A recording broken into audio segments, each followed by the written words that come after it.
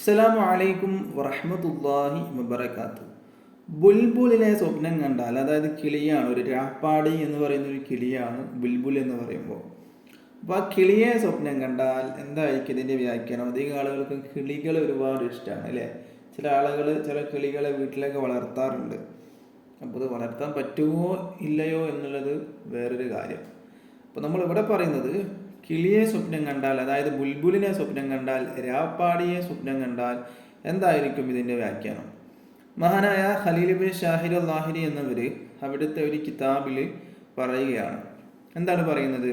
ഒരാൾ പക്ഷിയെ സ്വപ്നം കണ്ടാൽ, അതായത് രാപ്പാടിയെ ബുൽബുലിനെ സ്വപ്നം കണ്ടാൽ അതിൻ്റെ വ്യാഖ്യാനം നല്ല ശബ്ദമുള്ള കുട്ടി ഉണ്ടാകുമെന്നാണ്. മാഷാ അല്ലാഹ്.